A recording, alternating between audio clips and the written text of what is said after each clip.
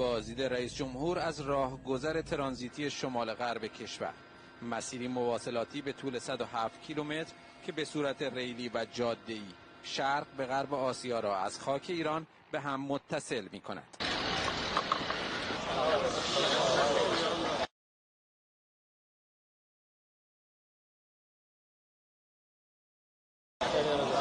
از آذربایجان شروع میشه در مرز کلاله و بعد از اون به موازات مرز جمهوری ارمنستان ادامه پیدا میکنه و در جمهوری نخجوان خارج میشه. مسیری که آن را ارس نام گذاشتند. هم یک نقش تاریخی برای اقتصاد مردم منطقه خواهد داشت، هم برای آذربایجان محاسنی داره برای جابجایی کالاش به سمت اروپا و بالعکس هم برای ما کارگرهای قابل توجهی داره و حتما باعث رونق